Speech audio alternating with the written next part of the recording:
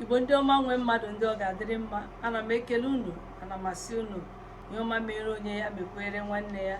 Ya gaziere unu n'ụtụtụ, ya gaziere unu n'ehihie, ya gazikwere unu gịnị n'abalị. Mgbe Odozi Akụ Chinyere Aneke Ogbonna onye nne ya na-anọkọ na ihe mmemme Igbo Ekune onyonyo Igbo Ekune TV. Dịka anyị si na-ekwupụta na-akpọpụta ihe dị iche iche, o nwere ihe anyị ga-ekwupụta ebe a. Ọ ga-agba ụfọdụ ndị gịnị gharị aga m aga ebe ọzọ na ọwụ ịjụ nwata nwa agbọghọ mụ na ya nọ ebe a ugo chara acha unu mara ebe o si mara ka o si asụ asụsụ Igbo. Ngwa geenụ ntị. Nwada biko kọrọ anyị aha gị na onye ebe nke Igbo.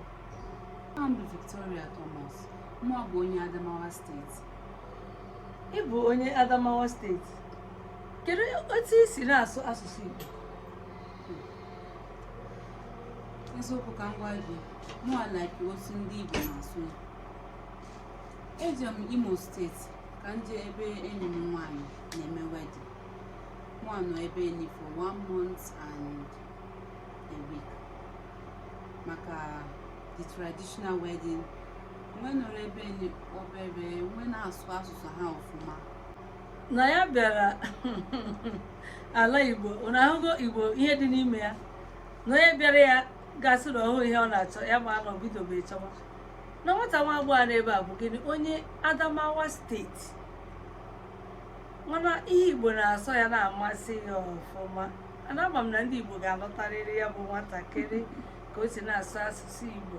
Ndị Igbo bụ ndị na-anabata mmadụ tọpụrụ o si dị, ha bụ ndị obiọma.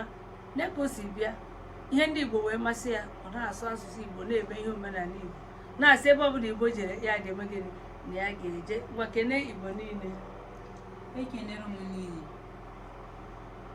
Na anụgo ka o si wee kene ya. Otu a ka anyị ga-adọbiri ya na mmemme unu ahụ na n'Igbo Ekune TV anyị na-achọpụta ihe ọtụtụ dị iche iche na-eme gịnị gbasara ala Igbo.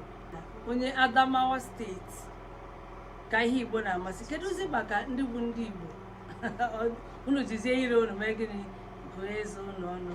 Otu a ka anyị ga-ewere ya mgbe awa ka ọ dị mgbe anyị ga-anọkọ ọzọ. Ndị oriri unu.